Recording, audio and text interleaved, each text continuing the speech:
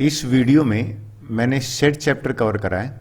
11th standard का chapter है और एक्सरसाइज है 1.5। अच्छा, अब क्वेश्चन अराइज होता है सर बुक कौन सी है? एनसीईआरटी बुक है यहाँ पे।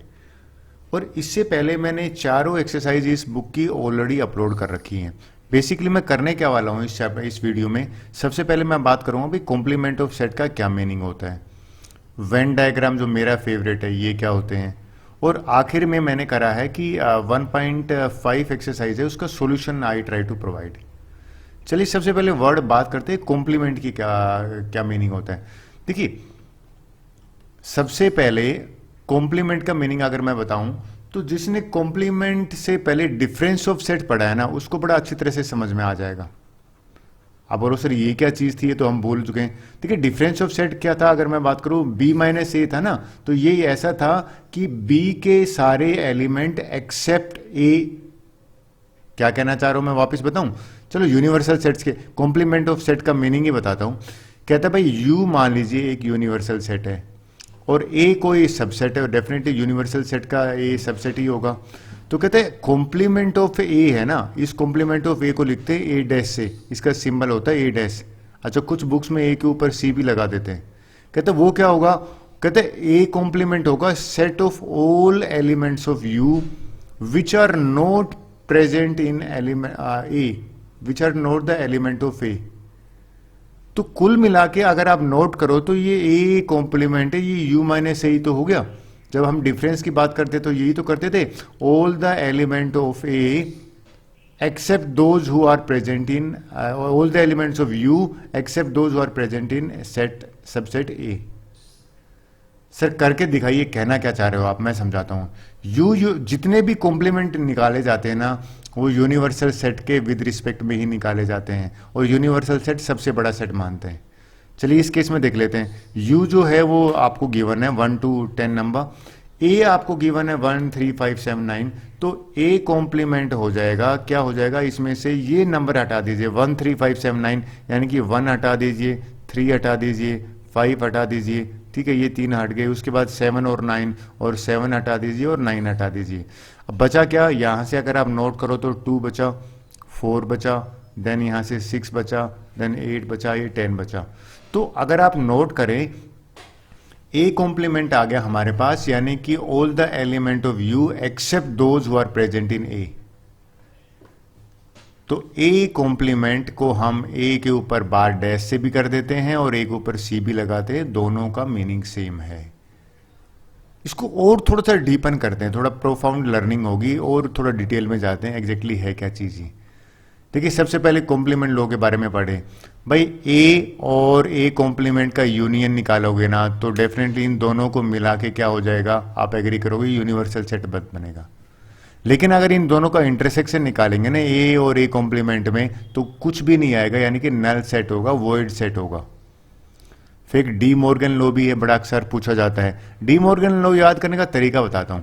देखिए ए यूनियन बी का होल कॉम्प्लीमेंट है ना, तो ये कॉम्प्लीमेंट आप ऐसे याद कर लो कि ये कॉम्प्लीमेंट खुलेगा तो इसके ऊपर आएगा, देखो ए कॉम्प्लीमेंट होगा, और यूनियन क्या बन जाएगा, इंटरसेक्शन बन गया। और बी का कॉम्प्लीमेंट क्या बन जाएगा, ये देखिए बी कॉम्प्लीमेंट लिख दिया। तो अगर आप नोट करो इसको डी मॉर्गन लॉ कहते हैं। इसको हम वेरीफाई भी करेंगे किससे, वेन डायग्राम से। अच्छा अगर ये उल्टा हो तो ए इंटरसेक्शन बी का निकालना हो तो इस केस में ये यूनियन बन जाता है। अक्सर एक नंबर में क्वेश्चन आता है कि भाई डबल कॉम्प्लीमेंटेशन लग जाता है, तो कॉम्प्लीमेंट का कॉम्प्लीमेंट निकालोगे तो वापिस से ओरिजिनल जो है वो सेट आ जाता है। ये भी एक बार क्वेश्चन पूछा गया था, कहता है भाई फाई का कॉम्प्लीमेंट क्या होगा, यूनिवर्सल सेट होगा, और यूनिवर्सल सेट का कॉम्प्लीमेंट करोगे तो फाई हो जाएगा। ये जितने भी ऊपर मैं अबो लो डिस्कस कर रहा हूं ना, हम इनको वेरीफाई कर सकते हैं वेन डायग्राम से। अच्छा अब क्वेश्चन आइज होता है सर ये वेन डायग्राम क्या चीज होता है, ये तो मैंने बताया नहीं। चलिए वेन डायग्राम बड़ा इंटरेस्टिंग है, इसको पढ़ते हैं डिटेल में। वेन डायग्राम से पहले एक मैं लाइन आपसे डिस्कस करूंगा, I hope all of you are agree with me, और वो ये है कि भाई ये पिक्चर है ना वो स्पीक बेटर देन 1000 वर्ड्स। और सर कैसे आप कह रहे हो, यही देख लो ना, टीम वर्क के बारे में अगर किसी को बताना हो तो टीम वर्क क्यों जरूरी है, तो सबसे बढ़िया पिक्चर मुझे ये लगी कि भाई अगर हम मिलके काम करते हैं तो डेफिनेटली काम ज़्यादा बेटर भी होता है और इंडिविजुअल लॉस के केस में उसकी भरपाई भी हो जाता है। अब बात होती सर ये क्यों दिखा रहे हो आप, एक्चुअल में जो पिक्चर्स है ना वो हमेशा आई कैचिंग रही है। तो जो वेन डायग्राम है ना वो भी पिक्टोरियल फॉर्म है सेट्स की। यानी कि अगर आप नोट करो pictorial form of set represents है ना वो वेन डायग्राम होते हैं। सर क्या होता है इसमें, आप डिटेल में बताना। लीजिए मैं बताता हूँ। सबसे पहले मैं आपको बताऊंगा, एक चैप्टर है रीजनिंग में, वेन डायग्राम का चैप्टर है मेंटल एबिलिटी की रीजनिंग में, एनटीएससी के बच्चों को हम तय पढ़ाते हैं तब आता है। जैसे ये क्वेश्चन देखो, कहता है भाई select the from the 4 alternate option, ये बताइए कि पिजन्स, बर्ड्स और डॉग्स, ये मेंटल एबिलिटी का क्वेश्चन आता है, इनमें से कौन सा सेट करेगा। देखिए अगर आप करो सारे के सारे जो पिजन है ना वो बर्ड्स होते हैं और बर्ड्स और डॉग तो अलग होते हैं, तो आपका आंसर और मेरा आंसर है यहाँ पे ए। और ये नीचे वाला जो है ना वो पिजन हो गया, और ये वाला हो गया बर्ड्स, और ये वाला हो गया डॉग। तो ये चैप्टर अक्सर कॉम्पिटिटिव एग्जाम में जो बच्चे आईएमओ एनएसओ की तैयारी कर रहे हैं उन्होंने ऐसे क्वेश्चन देखे थे, लेकिन ये मैथ्स में पहली बार 11th स्टैंडर्ड में आता है वेन डायग्राम। चलिए वेन डायग्राम को डिटेल में पढ़ते हैं, ये नाम आया कहां से।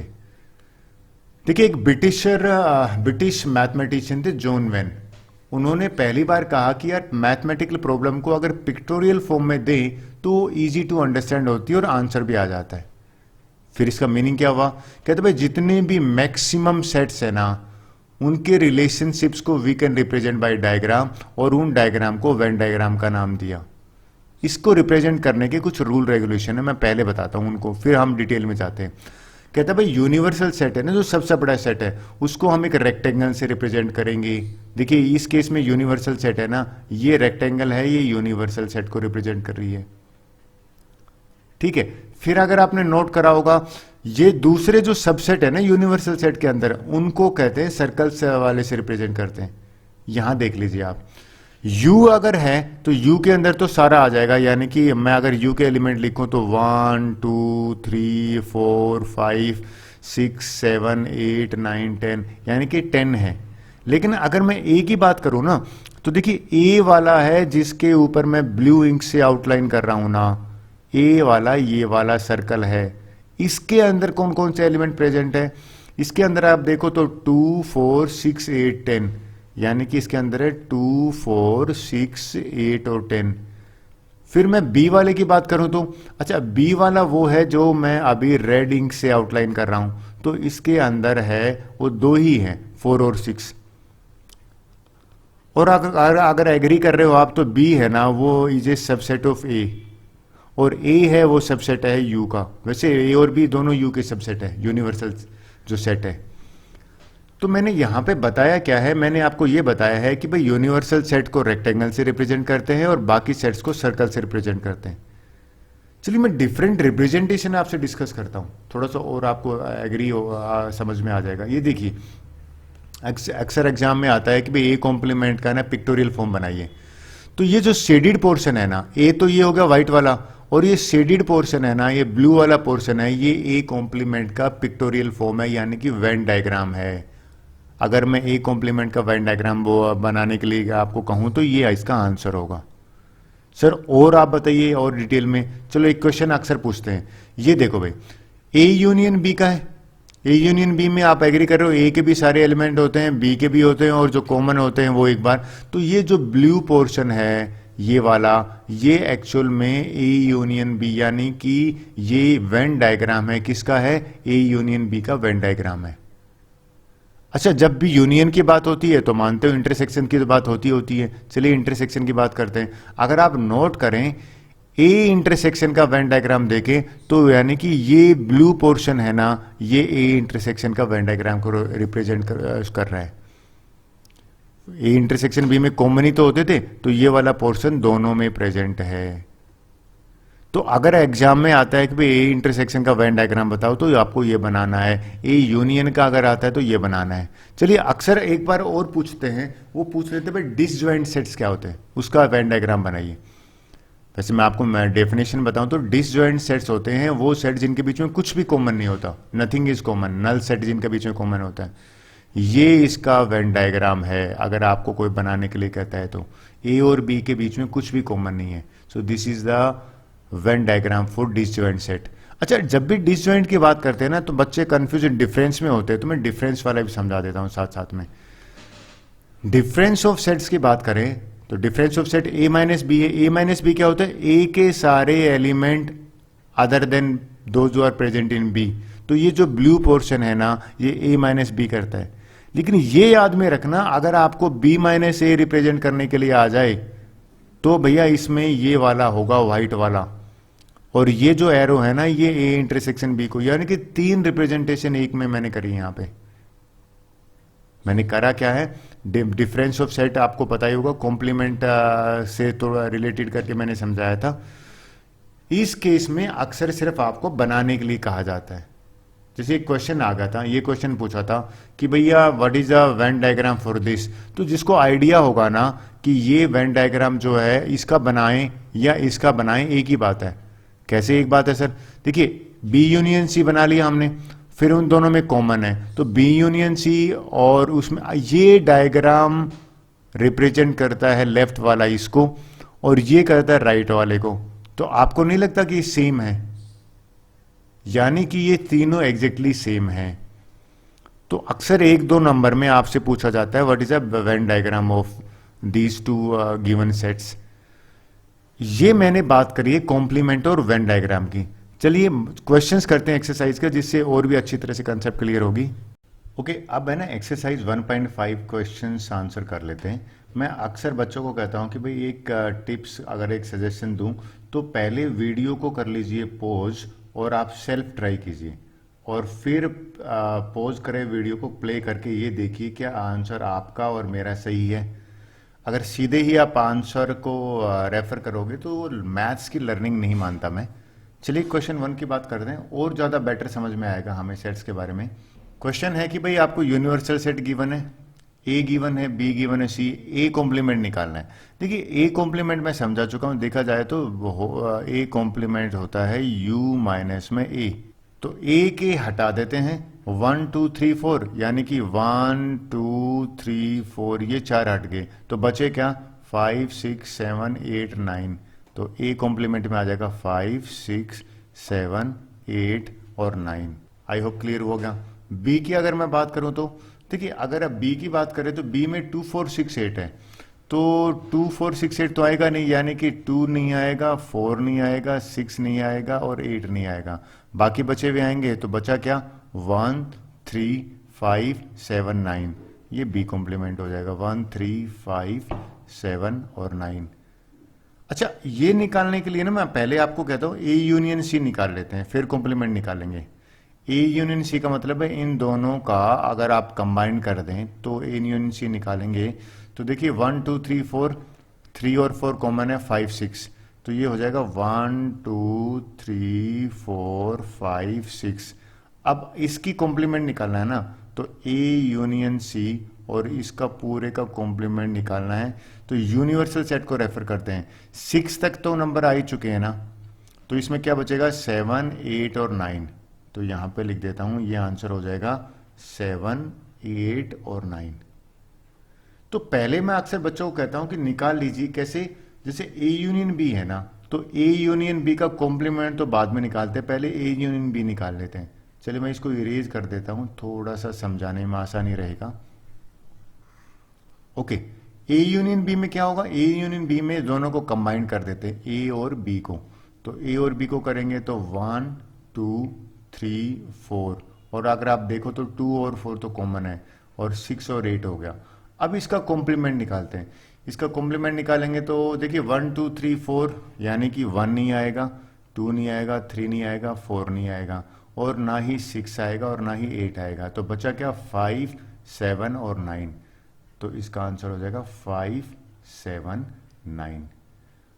अभी देखिए कॉम्प्लीमेंट का कॉम्प्लीमेंट तो वही सेट आ जाता है ना, ए। तो इस केस में तो आपको कुछ करने की जरूरत ही नहीं है, यानी कि यही पूरा सेट आप लिख दीजिए 1 2 3 4। और बी माइनस सी निकालना है, तो ये डिफरेंस ऑफ सेट में पहले बी माइनस सी निकालना बताता हूं। बी माइनस सी होता है कि भाई बी का जितने बी के सारे एलिमेंट लिख दो, बस वो माइनस कर देना जो सी में आ रखे हैं। तो सी में देखो 6 आ रखा है, तो 6 में यहां से नहीं आएगा। फिर अगर आप देखो बी में सी में है वो 4 भी आ रखा है, तो 4 भी नहीं आएगा। और यहाँ पे 2 और 8 बचा, तो ये आया 2 और 8। लेकिन ये तो बी माइनस सी है, हमें तो इसका कॉम्प्लीमेंट निकालना है, तो बी माइनस सी का कॉम्प्लीमेंट निकालोगे तो इस पूरे में से हम 8 को हटा देते हैं और 2 को हटा देते हैं, तो बचा क्या 1 3, मैं लिख देता हूं, ये हमारे पास बचेगा 1 3 4 5 6, राइट। 6 के बाद ये 6 के बाद आ जाएगा 7 और 9, तो ये इसका कॉम्प्लीमेंट होगा। तो मेरा मानना है आपको ये समझ में आया होगा, ये इजी पोर्शन है। लीजिए नेक्स्ट क्वेश्चन की बात करता हूं। वेल सेम है, थोड़ा सा इसमें डिफरेंट आ गया। कहता है भाई यूनिवर्सल सेट गिवन है, find the complement of the following sets. इसी के आगे कर देता हूं, ए कॉम्प्लीमेंट निकालना है ना, तो ए बी सी हटा दीजिए, यानी कि ए बी सी अगर हटा देंगे तो बचेगा क्या, डी ई एफ जी और एच, ये हट गया, राइट। अच्छा बी कॉम्प्लीमेंट की अगर मैं यहां पे बात करता हूं, तो बी में डी ई एफ जी हटा दी थी, तो देखिए डी ये हट जाएगा, ई हट जाएगा, एफ हट जाएगा, जी हट जाएगा, तो इसके अलावा हमारा क्या बचेगा, ए बी सी और एच।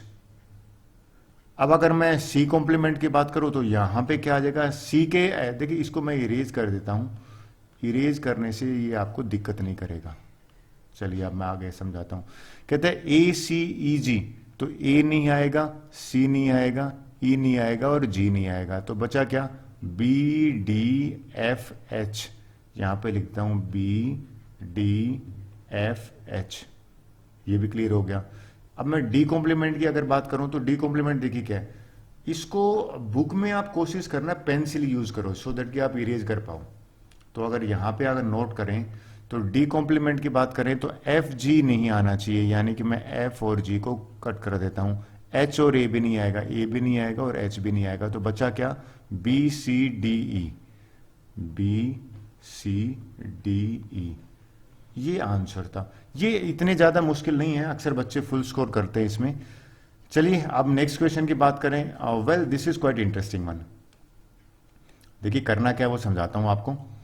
और देखिए आप पहला क्वेश्चन ले लेते हैं। पहला क्वेश्चन क्या कह रहा है, ओके क्वेश्चन 3 की बात करते हैं। देखिए क्वेश्चन 3 क्या कह रहा है, कहता है भाई taking the set of natural number, यहां पे यूनिवर्सल सेट है ना, वो एक्चुअल में नेचुरल नंबर है, ठीक है। राइट डाउन द कॉम्प्लीमेंट, इसको अंडरलाइन कर रहा हूं, कॉम्प्लीमेंट्स निकालने हैं। कहते हैं x is A even number. देखिए इवन अगर है तो इवन का अपोजिट ओड होता है ना, तो इसकी जगह पे अगर मैं ओड लिख देता हूं तो मेरा आंसर आ जाएगा, और ये लीजिए आपका आंसर आ जाएगा, यानी कि एक्स, इसका आंसर क्या हो जाएगा, देखिए पूरा मैंने लिखा है x is a odd natural number, ये कॉम्प्लीमेंट हो गया इसका। यहां पे लिख देता हूं मैं कॉम्प्लीमेंट्स, राइट। अब देखिए अगर आप आगे करो, ये कहता है ओड नेचुरल नंबर है, तो ओड का कॉम्प्लीमेंट क्या होगा, डेफिनेटली ओड का इवन होगा, तो एक दूसरे को रिवर्स ही हो गए, तो यहां पे सेकंड का आंसर आ जाएगा ना, वो आ जाएगा इवन। यानी कि आपको लाइन सेम लिखनी है, बस इस ओड की जगह पे यहां पे इवन लिख देता है, इवन नेचुरल नंबर। देखिए थर्ड वाले की बात करते हैं। कहते हैं x is A positive multiple of 3 है, तो इसका कॉम्प्लीमेंट निकालने के लिए सिर्फ हम क्या करेंगे, यहां पे नोट लिख देंगे। और ये देखिए मैंने इसका आंसर लिखा है कि सिर्फ और सिर्फ आपको लिखना है x is note A multiple of 3, यहां पे नोट वर्ड आ जाएगा, बाकी आपको एज इट इज लिख देना है। अच्छा नेक्स्ट क्वेश्चन है, प्राइम नंबर की बात कर रहा है ये। देखिए प्राइम नंबर जो है ना, आप एग्री करोगे इनका अपोजिट कंपोजिट होता है, लेकिन प्राइम और कंपोजिट में एक ऐसा नंबर है जो नीदर प्राइम है नोर कंपोजिट है, तो इसका मैं लिखूंगा तो सही, बट एक थोड़ा सा चेंज करके लिखूंगा। ये देखिए लाइन आ गई, क्या लाइन चेंज आ गई कि x is a composite number और x इज इक्वल टू 1। देखिए 1 ऐसा नंबर है जो ना तो प्राइम की कैटेगरी में आता है नोर कंपोजिट, तो 1 को भी मेंशन करना पड़ेगा। सिंपल अगर कंपोजिट लिख दोगे रोंग हो जाएगा। फिर कहते हैं x is a natural number divisible by 3 और 5 दोनों से डिविजिबल है, तो इस केस में मैं आंसर लिख दूंगा नॉट डिविजिबल बाय 3 और 5। देखिए लाइन क्या लिखी मैं आपको दिखा रहा बताता हूं, x is a positive integer not divisible by 3 और नॉर बाय 5। अगर मैं ये कर देता हूं तो ये आंसर आ जाएगा। क्लियर हो गया। अब देखिए नेक्स्ट बात कर लेते हैं। नेक्स्ट क्या कह रहे हैं, परफेक्ट स्क्वायर पता है क्या होता है? परफेक्ट स्क्वायर इनको कहते हैं 1, 4, 9, 16 जो किसी नंबर का स्क्वायर करने पे आते हैं। तो यहाँ पे सीधी से मैं लिख ही देता हूँ इसको। यहाँ पे 6 वाले का अगर मुझे लिखना पड़े ना तो 6 वाले का हो जाएगा x, और x को लिख दूँ x is not a perfect square. ये परफेक्ट स्क्वायर नहीं होगा। क्लियर? और इसने साफ लिखा है कि x नेचुरल नंबर है तो x belongs to natural number. ये मेरा आंसर आ गया 6th पार्ट का। चलिए एक दो और कर लेते हैं पार्ट, तो और थोड़ा सा डिटेल में बेटर समझ में आ जाएगा। 7th पार्ट करके देखते हैं। परफेक्ट स्क्वायर, परफेक्ट क्यूब की बात कर रहे हैं। पहले तो मैं मीनिंग बताता हूँ परफेक्ट क्यूब। परफेक्ट क्यूब होता है जैसे 1 का परफेक्ट क्यूब 1 होता है, 2 का 8 होता है, तो 1, 8, 27, 64 इनको परफेक्ट क्यूब कहते हैं। इसका कॉम्प्लीमेंट निकालना है ना तो सीधी सी बात है, इसमें नो लिख दो। यानी कि इसमें अगर मैं लिखूंगा नॉट ए परफेक्ट क्यूब तो ये इसका कॉम्प्लीमेंट आ जाएगा। अच्छा, इसका ये अलग क्वेश्चन है, अक्सर बच्चे पूछते हैं सर ये भी बता दीजिए। देखिए x + 5 = 8 है ना, तो इसको सोल्व करते हैं। इसको सोल्व किया तो x की वैल्यू यहाँ पे 3 आ गया, करेक्ट। और इसका कॉम्प्लीमेंट निकालना है ना तो x is not equal to 3 कर दो। यानी कि हमें यहाँ पे x = 3 है, अगर नॉट इक्वल टू का साइन बनाना देगा तो इसका कॉम्प्लीमेंट आ जाएगा। इसको भी सिंप्लीफाई करते हैं। इसको सिंप्लीफाई करेंगे 5 को वहां पे लेके, यानी कि इसको सिंप्लीफाई करा 2x = 9 - 5 4 आ गया, 2x = 4 और x = 2 आ गया। तो यहां पे ये x = 2 आया है, मैं क्या करूंगा x = नॉट इक्वल टू 2 लिख दूंगा, वो इसका कॉम्प्लीमेंट हो जाएगा। देखिए नॉट इक्वल टू 2 लिखा है यहाँ पे, और ग्रेटर देन और इक्वल टू है ना, तो इसका रिवर्स करोगे तो एक्चुअल में देखा जाए तो लेस देन 7 होगा। तो इसका कॉम्प्लीमेंट लिखने का तरीका क्या हो जाएगा कि x belongs to natural number, ठीक है, और x लेस देन 7 हो गया। इस केस को भी सोल्व करके बताना पड़ेगा। पहले 1 को यहां पे ले गए तो 2x = 9 आ गया, ग्रेटर देन का सिंबल, इक्वल टू नहीं है यहाँ पे। x है ग्रेटर देन 9/2, 9/2 देखा जाए तो 4.5 होता है ना, ये ग्रेटर है ना, अगर मैं इसका रिवर्स कर दूंगा तो स्मॉलर आ जाएगा। और देखिए एक चीज और मैंने ली है, रिवर्स के साथ साथ में इक्वल टू भी लिया है। ये आपको समझ में आया होगा मैंने इक्वल टू क्यों लिया हो और लेस देन क्यों नहीं लिया। लेस देन इक्वल टू ले लिया मैंने। So with this our 3rd question is over. चलिए 4th की बात करते हैं। 4th क्वेश्चन में क्या आता है? वेल ये वेरीफाई करने के लिए कह रहे हैं। मैंने अक्सर मेरे क्लास के बच्चों को कहता हूं भाई वेरीफाई और प्रूव में फर्क होता है। प्रूव होता है लॉजिकल स्टेटमेंट देना, और वेरीफाई फिजिकल चेकिंग कहते हैं। खैर करना क्या है, मैं इसको ऐसा बताता हूं तरीका। इसमें मैंने लेफ्ट हैंड साइड ले लिया इसको, राइट, और यहां पे राइट हैंड साइड ले लिया। हम चेक करते हैं बराबर है। ये ए यूनियन बी निकालने के लिए बात कर रहे हैं उसका कॉम्प्लीमेंट। तो पहले तो ए यूनियन बी निकालते हैं। ए यूनियन बी का मतलब है ए और बी को कंबाइन कर देते हैं। ये लीजिए मैं कंबाइन करता हूं। पहले 2, हाँ जी करेक्ट है, फिर 3 लिख दिया, फिर 4 लिख दिया, फिर 4 के बाद आता 5, 6, 7, 8, 5, 6, 7, 8। जो चीज कॉमन है ना, अगर आपने ध्यान दिया होगा इसमें 2 जो है दोनों में है तो 1 टाइम आएगा। फिर अगर आप देखोगे इसमें नेक्स्ट जो नंबर 2, 4, 6, 8 और 2, 3, 5, 7 आ गया, राइट। अब इसका कॉम्प्लीमेंट निकालना है तो ये तो बड़ा इजी है। कॉम्प्लीमेंट निकालते यूनिवर्सल सेट के रिस्पेक्ट में। देखिए यूनिवर्सल सेट के रिस्पेक्ट में आगे देखो, हमें 2, 3, 4 यानी कि 2 कट कर दिया, 3 कट कर दिया, 4 कट कर दिया, 5 कट कर दिया, 6, 7 और 8, तो 2 ही नंबर बचे, ये 1 और 9। ये मेरा लेफ्ट हैंड साइड आ गया। अब राइट हैंड साइड में क्या कह रहा है कि ए कॉम्प्लीमेंट निकालो और बी कॉम्प्लीमेंट निकालो और फिर उनका इंटरसेक्शन। तो मैं ए कॉम्प्लीमेंट निकालता हूं। ए कॉम्प्लीमेंट निकालने के लिए अगेन मैं इसको इरेज कर लेता हूं जिससे कि समझाना आसान हो जाएगा। तो देखिए कैसे करते हैं।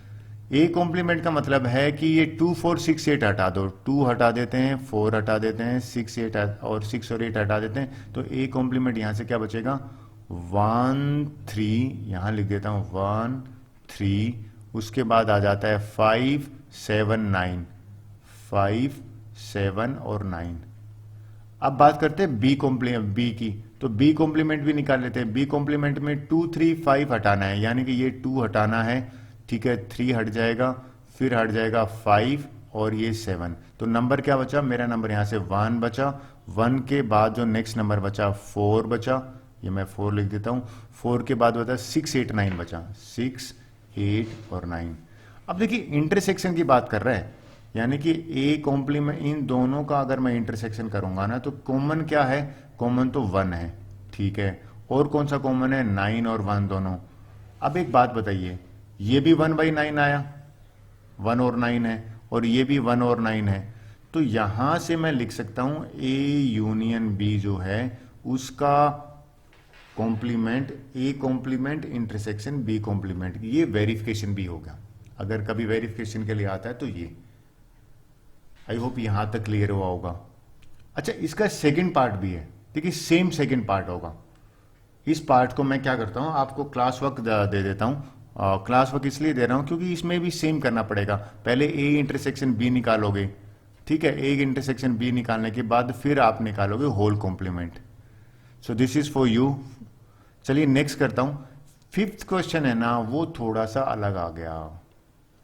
क्या है मैं आपको समझाता हूं। कहता है draw appropriate Venn diagram for each of the following. Venn diagram बनाने के लिए कह रहे हैं। देखिए अगर वेन डायग्राम आपको बनाना, सबसे पहले वेन डायग्राम पहले का बनाना यूनिवर्सल सेट के लिए रेक्टेंगल होगा, तो लीजिए मैंने रेक्टेंगल ले लिया। और ए और बी जो है ना इसके लिए सर्कल होगा, तो मैंने ये सर्कल भी ले लिया और ये सर्कल भी ले लिया। डन।